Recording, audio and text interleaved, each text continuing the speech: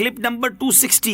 اس clip میں آپ قرآن پاک کی سورہ مائدہ کی آیت نمبر 82 اور 83 کی تلاوت، ترجمہ اور تفسیر قرآن صراط الجنان سماعت فرمائیں گے۔ بسم اللہ الرحمن الرحیم۔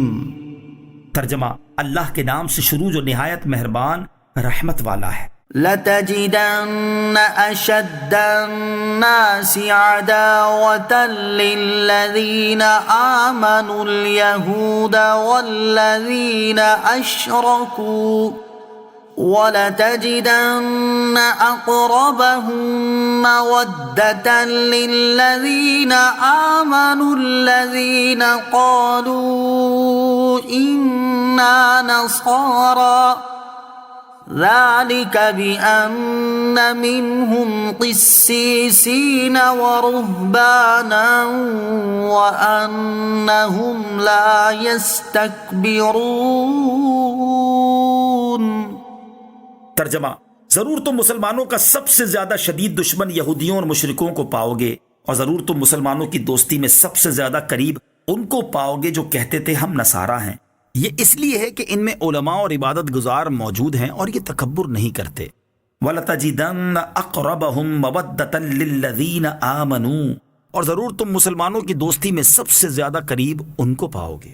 اس آیت کریمہ میں ان عیسائیوں کی تعریف بیان کی گئی ہے جو حضور اقدس صلی اللہ تعالیٰ علیہ وسلم کے زمانہ اقدس تک حضرت عیسیٰ علیہ السلام کے دین پر قائم رہے، اور تاجدار رسالت صلی اللہ تعالیٰ علیہ وسلم کی بعثت معلوم ہونے کے بعد سرکار کائنات صلی اللہ تعالیٰ علیہ وسلم پر ایمان لے آئے۔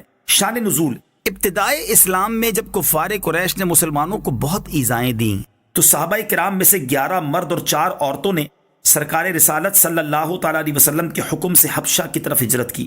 یہ تمام حضرات اعلان نبوت کے 5ویں سال رجب کے مہینے میں بحری سفر کر کے حبشہ پہنچے۔ اس ہجرت کو ہجرت اولا کہتے ہیں۔ ان کے بعد حضرت جعفر بن ابی طالب رضی اللہ تعالیٰ عنہ گئے، پھر اور مسلمان روانہ ہوتے رہے، یہاں تک کہ بچوں اور عورتوں کے علاوہ مہاجرین کی تعداد 82 مردوں تک پہنچ گئی۔ جب قریش کو اس ہجرت کا علم ہوا تو انہوں نے چند افراد کو تحفہ تحائف دے کر نجاشی بادشاہ کے پاس بھیجا۔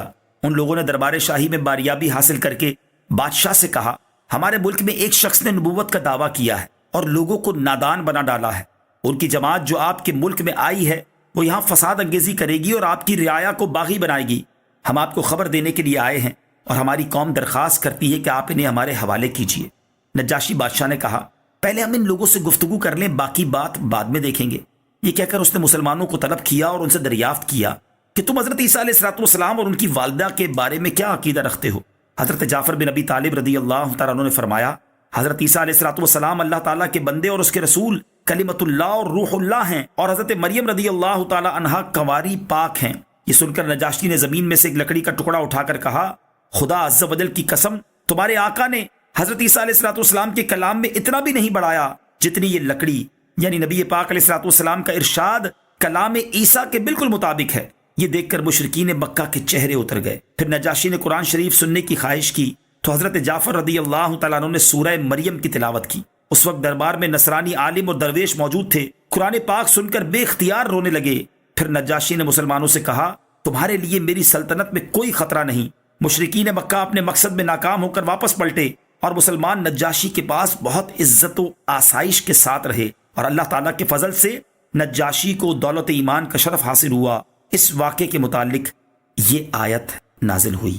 وَإِذَا سَمِعُوا مَا أُنزِلَ إِلَى الرَّسُولِ تَرَىٰ أَعْيُنَهُمْ تَفِيضُ مِنَ الدَّمْعِ مِمَّا عَرَفُوا مِنَ الْحَقِّ يَقُولُونَ رَبَّنَا آمَنَّا فَاكْتُبْنَا مَعَ الشَّاهِدِينَ۔ ترجمہ: اور جب یہ سنتے ہیں وہ جو رسول کی طرف نازل کیا گیا تو تم دیکھو گے کہ ان کی آنکھیں آنسوؤں سے ابل پڑتی ہیں، اس لیے کہ وہ حق کو پہچان گئے۔ کہتے ہیں، اے ہمارے رب، ہم ایمان لائے، پس تو ہمیں حق کے گواہوں کے ساتھ لکھ دے۔ وَإِذَا سَمِعُوا مَا أُنزِلَ إِلَى الرَّسُولِ، اور جب یہ لوگ اس کو سنتے ہیں جو رسول کی طرف نازل کیا گیا۔ جب حبشہ کی طرف ہجرت کرنے والے صحابہ کرام رضی اللہ تعالیٰ عنہم نجاشی کے دربار میں جمع تھے اور مشرکین مکہ کا وفد بھی وہاں موجود تھا، تو اس وقت نجاشی نے حضرت جعفر طیار رضی اللہ تعالیٰ عنہ سے عرض کی، کیا آپ کی کتاب میں حضرت مریم رضی اللہ تعالیٰ عنہا کا ذکر ہے؟ حضرت جعفر رضی اللہ تعالیٰ عنہ نے فرمایا، قرآن پاک میں ایک مکمل سورت حضرت مریم رضی اللہ تعالیٰ عنہا کی طرف منسوب ہے۔ پھر سورہ مریم اور سورہ طٰہٰ کی چند آیات تلاوت فرمائیں تو نجاشی کی آنکھوں سے سیل اشک رواں ہو گیا۔ اسی طرح جب پھر حبشہ کا وفد سرکار دو عالم علیہ الصلوۃ والسلام کی خدمت میں حاضر ہوا، جس میں 70 آدمی تھے، اور تاجدار رسالت صلی اللہ تعالیٰ علیہ وسلم نے ان کے سامنے سورہ یاسین کی تلاوت فرمائی تو اسے سن کر وہ لوگ بھی زاروں کتار رونے لگے۔ اس آیت میں ان واقعات کی طرف اشارہ ہے۔ انہی سب کے متعلق فرمایا گیا کہ جب یہ لوگ اس کو سنتے ہیں جو رسول اللہ صلی اللہ تعالیٰ علیہ وسلم کی طرف نازل کیا گیا، تو تم دیکھو گے کہ ان کی آنکھیں آنسوؤں سے ابل پڑتی ہیں، کیونکہ وہ حق کو پہچان گئے، اور وہ کہتے ہیں، اے ہمارے رب عز و جل، ہم محمد مصطفیٰ صلی اللہ تعالیٰ علیہ وسلم پر ایمان لائے اور ہم نے ان کے برحق ہونے کی شہادت دی، پس تو ہمیں حق کی گواہی دینے والوں کے ساتھ لکھ دے، اور ہمیں اس حبیب علیہ الصلوۃ والسلام کی امت میں داخل فرما جو روز قیامت تمام امتوں کے گواہ ہوں گے۔ اور یہ بات انہیں انجیل سے معلوم ہو چکی تھی۔ اس آیت سے معلوم ہوا کہ ذکر الہی کے وقت عشق و محبت میں رونا اعلیٰ عبادت ہے۔ اسی طرح عذاب الہی کے خوف اور رحمت الہی کی امید میں رونا بھی عبادت ہے۔ بہت سے عاشقان قرآن کی تلاوت کرتے ہوئے جھومتے ہیں۔ یہ قرآن کریم سے لذت و سرور حاصل ہونے کی وجہ سے ہوتا ہے۔ صبح کی خوشگوار ہوا سے نرم شاخیں حرکت کرتی ہیں، اور تلاوت کرنے والا رحمت الہی کی نسیم